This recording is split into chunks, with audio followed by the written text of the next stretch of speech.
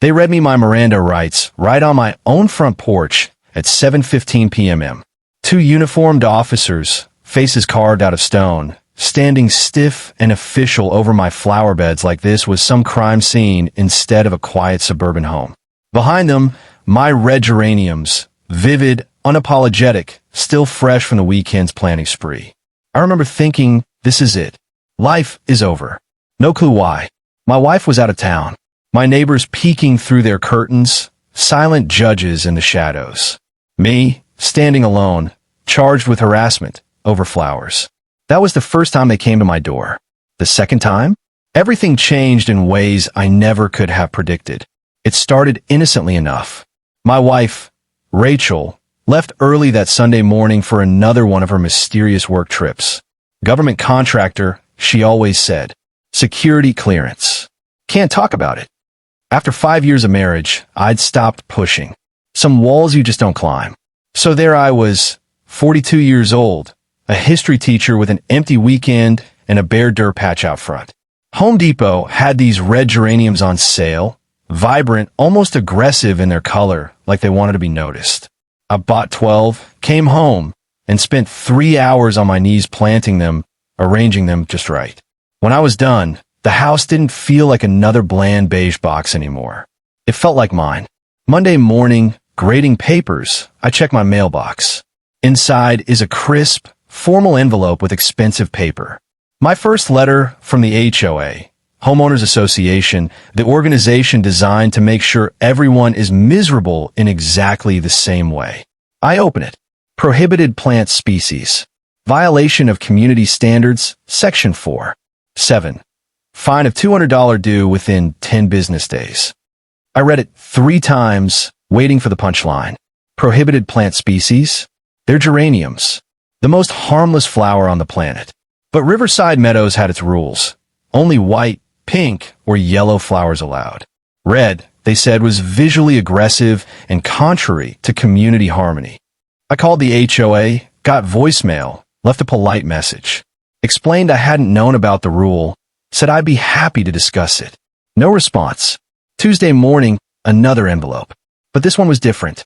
A printed out email with attached photos. The official inspector had measured my grass. Yes, literally measured it. And found it exceeded the maximum height by a 1/4 inch. Another violation. Another $200 fine. I stared at the paper thinking, who does this? Who sneaks into someone's yard with a ruler and a camera to measure grass? But what really unnerved me was the shift in tone. The first letter was formal, almost polite. This one was sharp, threatening. 2 voices, 2 tactics, like someone had decided I was a target. Wednesday evening, there's a knock at my door. It's Kyle, mid-40s, nervous energy, HOA vice president. He looks like a man who doesn't want to be there. He rattles off a warning about enforcement actions and legal remedies, like he's reading from a script he doesn't believe in. The flowers have to go. The grass needs cutting. He's sure I'm a reasonable man. Then, without waiting for a reply, he bolts for his car. Doesn't shake my hand. Doesn't look back. Like he's afraid of me asking questions. Thursday night, HOA monthly meeting. I decide to show up in person and deal with this like adults. Community center, 20 people, all looking bored or irritated. At the front sits Brenda Mitchell, the HOA president. Late 50s, perfect hair, expression like a hanging judge. Her voice makes everything sound both reasonable and final. When homeowner comments open, I stand up. I explain the situation, say I didn't know the rules, promise to comply, ask if we could discuss the fines. She gives me a smile, so cold it feels like a blade. Says she appreciates my cooperation and that the board will take it under advisement. Then she suggests I hire an independent inspector at my own expense to make sure there aren't other violations lurking. The way she says it, I know it's not a suggestion. It's a warning dressed up as advice. After the meeting, I try talking to other homeowners. Most scatter, except one older guy, late 60s, military bearing even in street clothes. He waits until the room clears, then walks past me and mutters just loud enough. 2 years. They've been threatening me about my oak tree. Planted it when my son was born. They want me to cut it down because it blocks someone's view. He keeps walking. Doesn't look at me. just gets in his car and drives away. It's a warning, but one too dangerous to give directly. I drive home at 9:30, make tea, sit on the couch, thinking how bizarre the last few days have been. Rachel's back in 3 days. I'll tell her the whole story, we'll laugh about it, and this nightmare will end. Then at 2 a.m., a noise wakes me up. Footsteps on my porch. Careful, but not careful enough. My heart jumps. I move to the window, peek through the blinds. A hooded figure crouches on my steps, placing something. Moves quick. Stands, runs to a dark car parked down the street with no lights. The car peels off, tires whispering against the pavement. I throw on my shoes, unlock the door, flip on the porch light. On the third step, right where I'd step without looking in the morning, is a metal snap trap. Big, spring-loaded. The kind that breaks fingers if you're careless. Tucked underneath is a handwritten note. Careful where you step. I stand there at 2 a.m., holding a trap meant to hurt me. My street is empty. My neighbors are asleep. Someone just came onto my porch in the middle of the night to set a literal trap for me. This isn't about HOA rules anymore. This is something else. Something darker. I lock every door. Check every window. I sit in my living room with all the lights on, phone in hand, shaking. I don't sleep. Morning comes, and I'm still sitting there, holding that rusty piece of metal like evidence in a crime I can't report. In daylight, it looks ridiculous, but the note was real. The footsteps were real. That's when it hits me. I'm completely alone. Rachel's gone. My neighbors won't talk to me. And someone out there is willing to harm me over flowers and grass. Or maybe something much bigger I don't understand yet. That cold, deep fear you feel when you realize you're in danger and no one's coming to help. I still feel it. Right now, telling you this. Because once it starts, it doesn't stop. And once they come for you, you never know what's next. Someone had been on my porch. I knew in my bones. So the next morning I called the non-emergency line and asked for Detective Harris. He'd given a talk at my school once about careers in law enforcement. He'd seemed decent, straightforward, the kind of cop who might still actually care. He showed up around 10 a.m., strolled up my driveway like this was nothing more than a noise complaint. He took one look at the trap still sitting on my porch, squatted down, snapped a few photos with his phone, then stood up again. His questions were brief, perfunctory. Did I see anyone? Did I touch the trap? Did I have any enemies? And then he said something that made my stomach drop. He'd forward this to the Property Crimes Division, he told me. Someone would call within 48 hours to follow up. But he didn't bag the trap as evidence. Didn't dust it for fingerprints. Didn't even put on gloves. He just said it was probably kids playing pranks, suggested I install security cameras, and promised he'd be in touch. Then he left, closing his notebook without writing much of anything. I stood there on my porch holding that rusty trap, realizing how carefully he'd avoided actually doing anything at all. It felt like being brushed off in a way where he could later claim he'd responded, while ensuring no paper trail of real action existed. So I did what he suggested. I went online and ordered cameras. 3 outdoor cameras and a Ring video doorbell. For $100 from my savings. But what else was I supposed to do? They arrived the next day. I spent the afternoon on a ladder in the sun installing them. 2 cameras covering the front and backyard, one at the side gate, and the Ring doorbell replacing my old one. I tested everything twice. The Ring recorded both video and audio crystal clear. It wasn't much, but at least it felt like something. A thin layer of control in a situation that felt increasingly out of control. The next morning, I went out with a flashlight before sunrise, scanning my porch steps for anything else. That's when I saw it. A small, dark blue plastic button wedged between 2 boards on the 3rd step. I snapped a close-up photo before touching it. Cheap quality, smooth edges. The kind of button you'd find on a uniform shirt, not a weekend hoodie. I pulled it out carefully, holding it like evidence. It wasn't special on its own, but it meant everything. Whoever placed that trap had been kneeling there long enough for a button to pop off. They'd been careful, deliberate, taking their time. After that, the violations came like clockwork, a drumbeat designed to wear me down. Cur distance off by 2 inches. House numbers in the wrong font. A non-compliant mailbox I'd never seen anyone photograph. It all felt manufactured, like screenshots from a database somewhere, not real human inspections. My cameras caught no one, just envelopes that appeared like weather. And then there was the black Suburban. I started seeing it everywhere. Parked down the street when I left for work. Sitting alone in the grocery store parking lot. Always the same vehicle, always at a distance, always with someone in the driver's seat who never got out. Once I got close enough to see, there was mud smeared over the logo on the side, deliberately obscuring it. But through the smear, I could make out part of a word. Something like Tines. Investigation? Investigator? I snapped a photo, capturing a partial plate. I started documenting everything, photos, dates, times. Deep down I knew where this was heading. At some point, I was going to need proof. I was going to need to prove I wasn't crazy. That weekend, I ran into the guy from the HOA meeting, the one with the oak tree.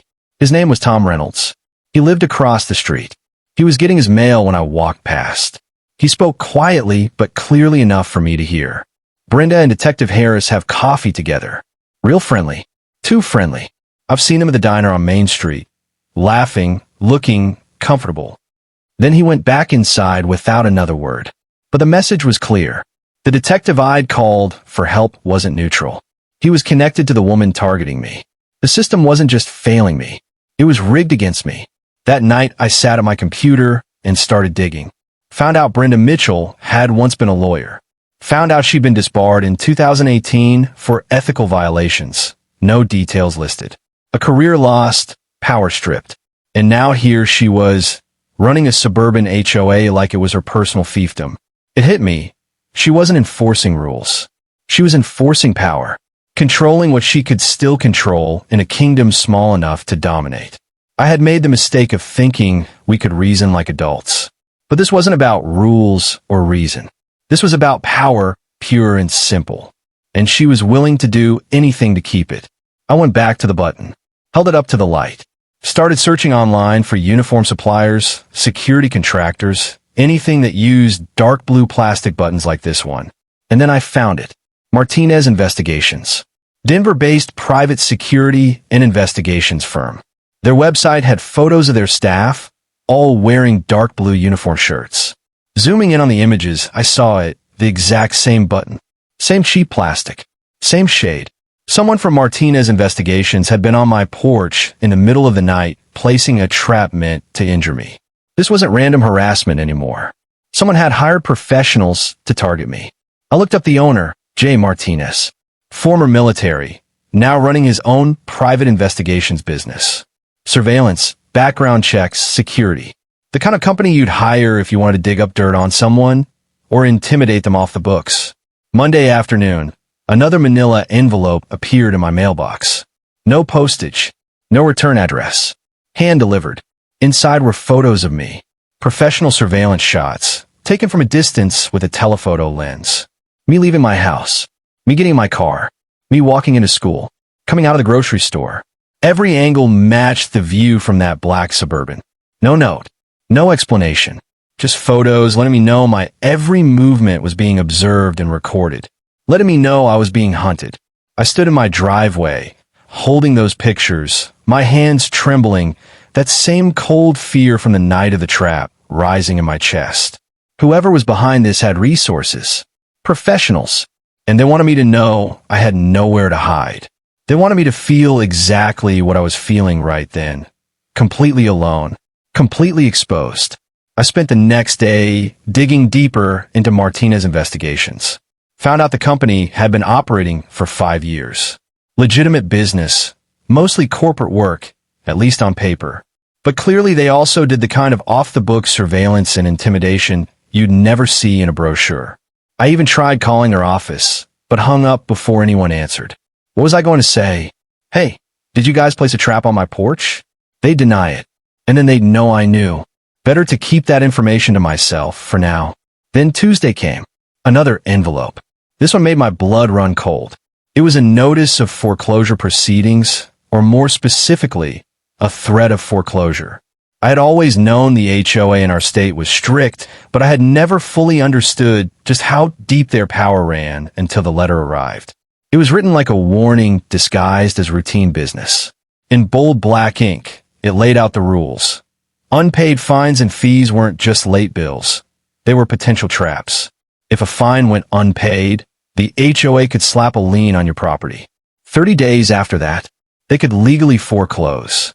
My house, my home, could be taken over flowers, grass, and mailbox positions. The letter even gave me a helpful little timeline, as if I should appreciate the efficiency. 30 days to pay. Then the process begins. My current balance due sat there at the bottom like a punchline for $1,800. All for flowers, grass, mailbox position, and about 15 other violations they'd hit me with in the past 2 weeks. That Wednesday evening, I tried to escape it all. I went to the grocery store, thinking about dinner instead of foreclosure. But the HOA found me there too, or rather, its emissary did. In the produce section, between apples and avocados, I saw Brenda Mitchell. She saw me too. She didn't avoid me like most of my neighbors had begun to. No, she walked directly toward me, her cart clicking against the tile like a metronome. She stopped close, uncomfortably close, and spoke in this low, velvet voice that somehow managed to sound both friendly and threatening at the same time. She said she hoped I was doing well, that she understood this had been a difficult adjustment period for me. But rules exist for good reasons, she murmured. Then she leaned in, almost whispering, and tapped the side of her cart with a single finger. Your wife's government work must depend on clean paperwork and quiet lives, she said, her tone almost pleasant. Reviews noticed noise. It would be a shame if the wrong kind of attention found its way into the file. And then she smiled. A smile so sharp and deliberate it made my skin crawl. She stepped back as if nothing had happened and wished me a nice evening, hoping to see me at the next HOA meeting. She walked away, pushing her cart like we'd just exchanged pleasantries about the weather. I stood frozen in the aisle, holding a bag of apples, feeling the bottom of my stomach drop. That was the moment it hit me. This wasn't about grass or flowers. This was about power, leverage, and pressure. Later that evening I was home, grading papers. Rachel was supposed to be back the next day. It was 7:15 when I heard pounding on my door. Not a knock, a demand. Aggressive. Official. My stomach turned to ice. I checked the Ring camera before opening. 2 police officers stood on my porch. Dark blue uniforms. Badges gleaming. Serious faces. They looked every inch the real thing. My heart hammered. What else could I do but open the door? They asked if I was Tyler Howard. I said yes. One of them started reciting Miranda rights on my porch, but the cadence was off like a student reading a part in a play. Their badges gleamed too clean. Their shoes, sneakers. No radios. No equipment. They said something about harassment tied to HOA disputes, witnesses, court dates. Come now, or be arrested. My hand shook. My brain cataloged every detail. I asked what threats, what witnesses, but they just kept talking, voices flat and official, about rights and consequences. It went on for what felt like hours, but was maybe 10 minutes. Finally, they gave me a final warning and said if there were any more incidents, I'd be arrested immediately. Then they walked back to their car. A Honda Civic, parked at the curb. No police markings. They drove off like it was just another errand. I stood there on my porch, shaking for 5 whole minutes. Then something snapped in my mind. I pulled up the Ring footage, watched it again, really looked at it. Polished props. Sloppy tailoring. No radios. It read like a rehearsal, not a patrol. They weren't real police officers. They were actors in costumes. And I had it all on video. Impersonating a police officer is a federal felony. I knew that much. I teach government classes. Whoever sent those people had just crossed into serious, prosecutable crime. I saved multiple copies of the footage immediately. Backed it up to the cloud. Emailed it to myself. This was evidence, and I wasn't going to lose it. The next morning I called Detective Harris, because that's what the protocol demanded. Even though I knew he was connected to Brenda, I had to at least try. He came over, watched the footage on my phone, and said exactly what I expected. Without badge numbers or names, there was nothing to investigate. Could have been a prank. Could have been actor friends. Unless I could identify the officers, no way to pursue it. It was the most obvious brush-off I'd ever experienced. But this time, instead of fear, I felt anger. Now I knew what they were willing to do. And I'd learned something crucial. Next time, I wouldn't freeze. I know what to look for. I call real 911. I'd document everything. Knowledge was power, even small knowledge. And for the first time in weeks, I felt a flicker of power return to me. But the war wasn't over. That afternoon, an email from Brenda landed in my inbox. She accused me of confronting her aggressively at the grocery store, making threatening gestures frightening her. She said there were witnesses that this behavior was unacceptable and that she was taking legal action. An hour later, my inbox pinged again. An ex parte temporary restraining order granted. Effective immediately. A 100-yard stay-away radius from Brenna Mitchell, her address at 523 Oak Street, and the HOA office. I hadn't even been in the room. The most direct route out of my neighborhood went right past Oak Street. They'd legally trapped me in my own community. I was stuck until the hearing in 2 weeks. I sat at my kitchen table with the papers spread out before me and felt something inside me break. This wasn't about flowers anymore. This was systematic destruction. They were winning. They were absolutely winning. And I had no idea how to fight back. The next morning, service of process came. The server was polite, handed me the envelope, and left in 10 seconds. Inside, the order spelled out the same 100-yard bubble with a crude map sketch. I called Peterson, a real estate lawyer I knew. He translated the map into street names and turns. Oak Street's off the board, he said. A wrong turn could mean arrest. He asked if I'd actually threatened her. Absolutely not, I said. This is retaliation. He believed me. I could tell. But proving it was a different thing entirely. 2 weeks until the hearing. 2 weeks of living inside a trap. When Rachel came home that evening, she found me at the kitchen table surrounded by maps, trying to plot safe routes like some kind of fugitive. I told her everything. The violations, the trap, the fake cops, the restraining order. It came out in a confused rush. She listened silently, her face hardening as I talked. Then she asked very specific questions about Detective Harris, Brenda's background, the Martinez investigation. She was processing it differently than I was.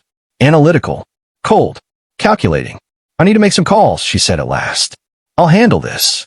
I wanted to ask what she meant, but she was already walking to her office and closing the door. I heard her on the phone for hours that night. Low, intense conversations I couldn't make out. The next few days were brutal. I went to school, tried to teach, but my mind was elsewhere. Students noticed. My principal called me in on Thursday. She'd received notice about the restraining order from the county system. Policy required her to tell me.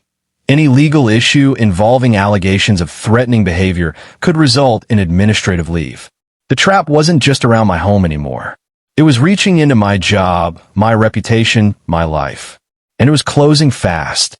My principal didn't suspend me that Thursday, but she put me on notice. One more complaint, one more problem, and I'd be out. Driving home that day, it hit me how quickly life can unravel. 2 weeks ago, I was a respected teacher with a steady career, a stable home, and a good marriage. Now, I was one mistake away from losing everything. The fear I'd been carrying around had started to change shape. It wasn't just panic anymore. It was anger, yes, but also this heavy, exhausting despair. Because how do you even fight something like this? How do you prove you're innocent when the entire system seems engineered to assume you're guilty? That Sunday morning, I was running on fumes. Stress and sleepless nights had drained me. Rachel had been distant all week, always on her phone or computer, saying she was working but never explaining what on. I decided to focus on something normal, something human, fixing up a few things around the house. I drove to the hardware store. Construction signs rerouted traffic, bright orange arrows pointing me down unfamiliar turns. My mind was elsewhere, chewing on the same impossible questions. I didn't even realize where I was until I saw the street sign. Oak Street. My heart stopped. By the time I noticed, I was already halfway down the block, directly in front of 523 Brenna Mitchell's house. The one place I was legally forbidden to be within 100 yards of. I turned to the very next intersection, heart pounding, but it didn't matter. I'd violated the restraining order, even if it was by accident, even if I had no choice. The next morning, 6:45 sharp, Rachel and I were at the breakfast table when the pounding started. Hard, relentless, official. I looked at her, and in her eyes I saw something flash, something between fury and calculation. I opened the door. Detective Harris stood there with 3 uniformed officers behind him. This time, no sneakers, no sloppy costumes. The real deal. He told me I was under arrest for violating the restraining order. He had evidence. Brenda's doorbell camera showed my car driving past at the exact time of the detour. Cell tower pings placed my phone there too. The timestamps matched. He pulled out the cuffs and read me my rights by the book, every syllable heavy. Behind me, Rachel stood silent, her presence like a coiled spring. Her expression controlled, cold, and somehow more terrifying than the handcuffs clamping around my wrists. They marched me outside in full view of the neighborhood. And there was Tom Reynolds, standing on his porch, service cap on, watching me, holding my eyes. That was enough to break something inside me. Jail was exactly as awful as you imagine. 6 hours of fingerprinting, mugshots, and a holding cell that reeked of bleach and despair. Bail came quick, and Rachel posted it. The ride home was silent until she suddenly pulled the car over on a side street. She parked, turned, and looked at me. I exploded. Everything I'd bottled up for weeks came spilling out. How she was never around, always hiding behind mysterious work trips. How she kept secrets while my life was burning down. How I was facing this nightmare alone, losing everything, while she just sat by protecting her career, her clearance, her secrets. I shouted until my throat burned. Words tumbled out half-formed, frantic, broken. Fear, anger, betrayal.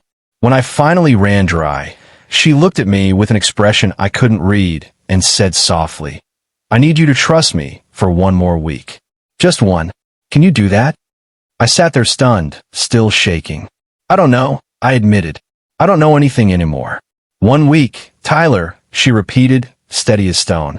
1 week and this ends. All of it. I wanted to believe her, but I was too worn down, too raw. Trust was a luxury I didn't have anymore. Back home, we sat at the kitchen table in silence. Then there was a knock. Rachel answered and returned with Tom Reynolds. He looked nervous, turning his military cap in his hands. He said he had something he should have spoken up about years ago, but had been too afraid. He looked at Rachel and said, "Mrs. Howard, I saw what happened this morning. If you need a witness about Detective Harris and Brenda Mitchell, I'll testify. I've seen them together. The coffee shop on Main. The diner.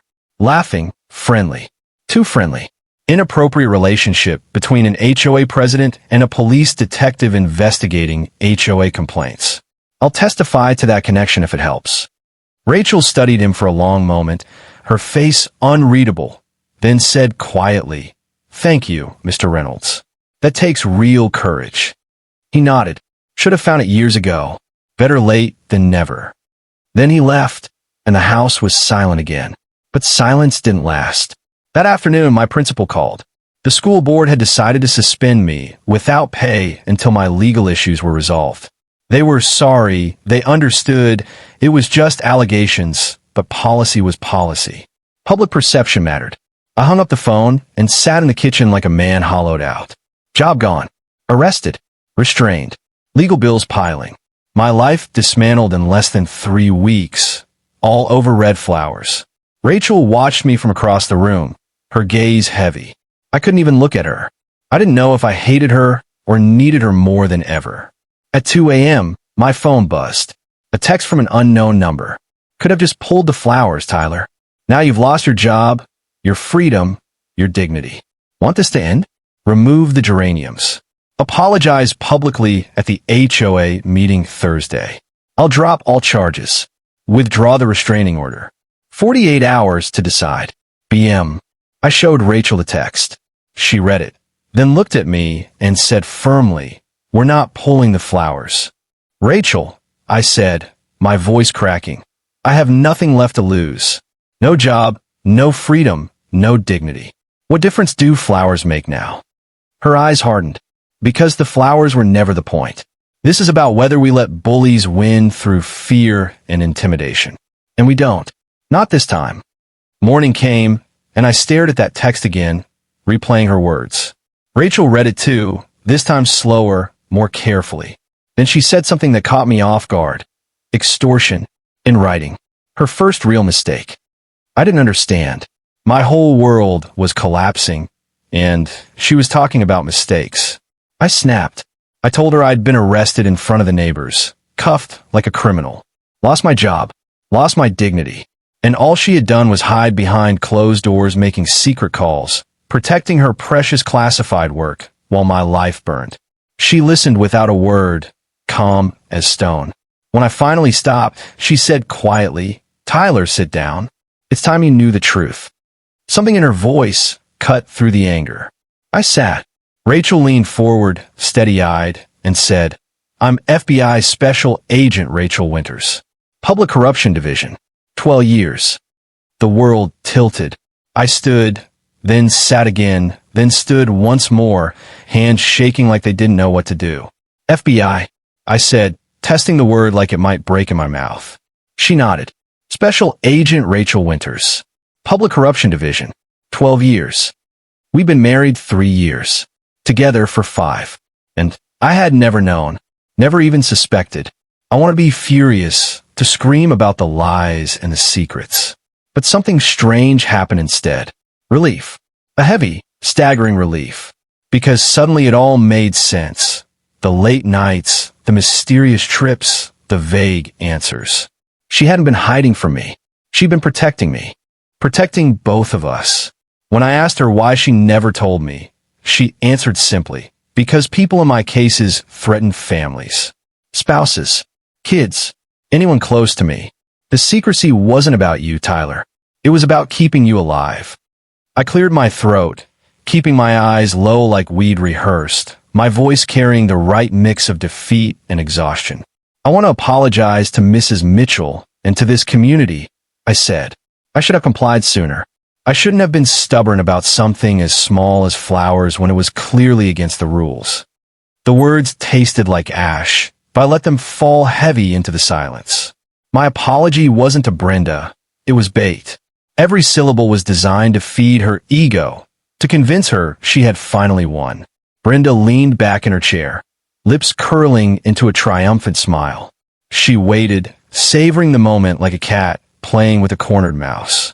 "Thank you, Mr. Howard," she said sweetly, her voice carrying the practiced authority of someone who loved the sound of their own control. "That's all this community ever wanted. Compliance. Respect for our bylaws. It didn't have to come to this." She glanced around the room, eyes sweeping over the other board members, then back to me.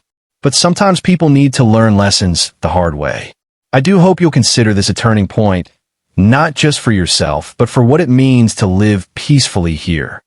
Her words dripped with false benevolence. The audience, neighbors who'd known me for years, shifted uncomfortably in their seats. They weren't cheering her on. They were uneasy, but none of them dared speak. I kept my head down, staring at the polished linoleum floor, and added softly, "My wife, she's upset about all this. She just wants peace like I do." There. I slipped Rachel's name in, just like she told me to, letting it sound natural, like an offhand mention. Brenda's eyes flickered for just a second. Recognition, or maybe calculation, but then she covered it with a smile. She stood, smoothing the papers on the table in front of her, and walked toward me with slow, deliberate steps. The room went silent, except for the clicking of her heels. She stopped just a few feet away, looking me up and down like a warden inspecting a prisoner. "Peace is earned, Mr. Howard," she said quietly, but loud enough for the board members in the front row to hear. "And sometimes peace requires sacrifice." My stomach twisted, but I held my expression exactly how Rachel had told me. Beaten down, hollow on the edge of breaking. Brenda tilted her head, leaned just slightly closer, and whispered so only I could hear, "You made the right choice. Keep your wife quiet, too. No more surprises, or this doesn't end with flowers. Understood?" The hairs on my arms rose. That was it. A direct threat, with Rachel listening in real time from the van. My pulse hammered, but I didn't flinch. Instead, I nodded weakly and muttered, "Understood." Brenda smiled like a queen bestowing mercy and patted my arm, patronizing, victorious, before turning back to the board. "Now," she announced brightly, "with that unpleasant matter resolved, we can move on to new business." The meeting droned on, but I barely heard it. My entire body was thrumming with adrenaline, every second dragging like an hour. I knew Rachel was listening, recording, documenting. But I also knew this wasn't over. Not yet. When the meeting adjourned, Brenda cornered me near the exit, her hand tightening around my arm in a grip stronger than I expected. Her eyes glittered with cruel delight. See? That wasn't so hard. A little humility goes a long way. Tell Rachel the same. Or, she paused, smirking. Next time, it won't just be your job you lose. And there it was. Clear, on tape, a direct threat not just to me, but to Rachel. Exactly what we needed. I forced myself to swallow hard, drop my eyes, and nod like the broken man she believed me to be. But inside, something shifted. For the first time in weeks, I didn't feel powerless. Because Brenda Mitchell had just handed us the weapon that would destroy her. When I stepped outside, the cool night air hit my lungs like freedom. I scanned the street. Somewhere 2 blocks away, Rachel was listening. And I knew she'd heard every single word. Game over, Brenda. The pounding rattled the front door again. Open up. Police. Rachel didn't flinch. She stepped to the entryway, her voice steady and commanding. Show me your badges through the window. For a split second, silence. Then one of the men outside barked, "Ma'am, open the door now, or we'll force entry." Rachel's hand rested casually near her holster, her stance rock solid. "That's not how law enforcement operates," she called back, her tone clipped and professional. "Last chance, badges now." The men hesitated, and I caught a glimpse of their uniforms through the glass. Cheap fabric, the patches slightly off color, the belts too clean. Costumes. I felt my stomach twist. Rachel gave me the tiniest nod. Showtime. She opened the door just wide enough to step out onto the porch, the FBI credentials gleaming under the porch light. Her voice rang out like steel. "Special Agent Rachel Winters, FBI. You are impersonating federal officers, a felony punishable by prison. Drop the act and tell me who sent you now." The 2 cops froze. One, the taller man with a fake badge clipped sideways, stammered, "We were just told," before the other elbowed him sharply in the ribs. Rachel didn't miss it. She advanced 1 step, hand on her firearm, but not drawing yet. "Told by who? Say her name. It's already on tape." The taller man's eyes darted, panic rising. He blurted it out. "Mitchell. Brenda Mitchell paid us." The other actor cursed under his breath, grabbing his arm like he could shove the words back inside. But it was too late. Rachel's recorder caught every syllable. In that moment, red and blue lights exploded at the end of the street. Unmarked SUVs swarmed in, tires screeching, headlights cutting through the dark. Doors slammed. Agents in FBI jackets poured out, weapons drawn. Rachel raised her hand. "FBI, hand where I can see them." The 2 fake cops dropped instantly to their knees, hands in the air. Agents cuffed them within seconds, reading charges of impersonation, conspiracy, and obstruction. I stood frozen in the hallway, my pulse racing. In less than a minute, the entire street looked like the set of a crime drama. Neighbors peeking out from curtains, whispers filling the night. Rachel holstered her weapon and looked back at me, her expression sharp but triumphant. "We got her," she said. "On tape, on record, and in writing. She's finished." As the actors were shoved into separate SUVs, one of them shouted desperately, "She promised us cash. Check her texts. Check her phone." Rachel didn't even blink. "We already have." The lead agent strode up to her. "Winters, warrants are live. We hit Mitchell's house at dawn." Rachel's eyes met mine, steady and fierce. "No," she said. "We hit her tonight." The agent hesitated. "That's fast." Rachel shook her head. "Not fast. Necessary. She knows the walls are closing in. If we wait until morning, she'll destroy evidence. Or worse. We move now." The agent looked at her, then gave a sharp nod. "All right, let's finish this." And just like that, the convoy rolled out, headed straight for 523 Oak Street. The house Brenda thought was her fortress was about to become her prison. The pounding at the door grew louder, more aggressive. "Police! Open this door immediately." Rachel took a steadying breath and swung the door open wide, porch light blazing. The two so-called officers blinked into the glare, expecting me. Instead, they saw her, an FBI badge gleaming in the light, the outline of her service weapon unmistakable at her hip. The words Federal Bureau of Investigation shone clearly on her credentials.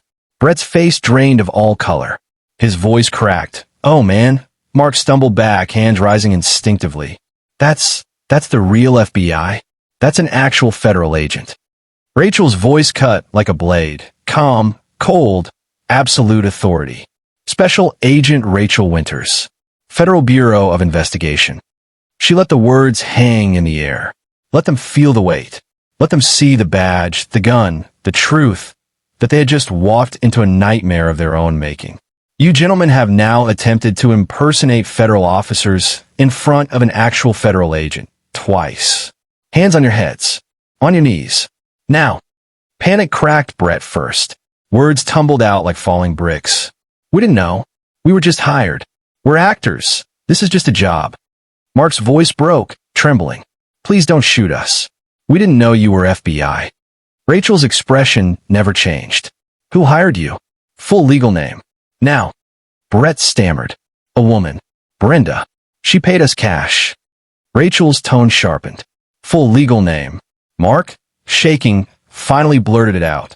"Brenda Mitchell. She lives in this neighborhood. Over there, somewhere." He pointed vaguely down the street, terrified, already looking for an escape. Rachel didn't move. She didn't have to. Their body language said everything. They were about to bolt.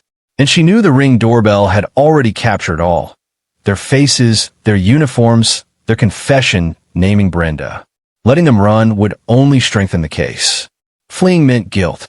Brett spun first, sprinting for the street. Mark followed, scrambling into their car.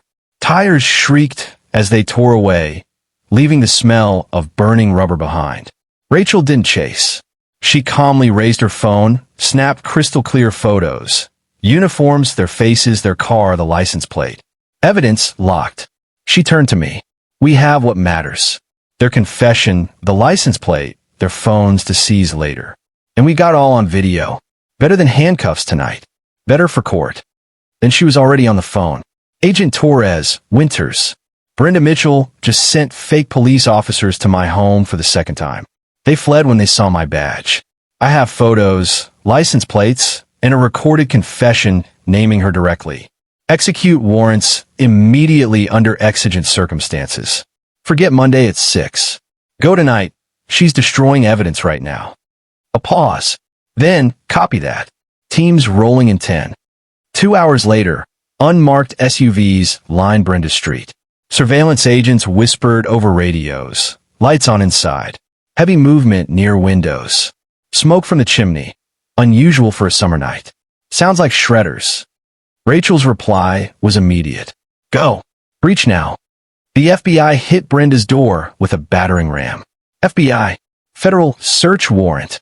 No response. They went in fast. The living room was chaos. A laptop running file-wiping software on the coffee table.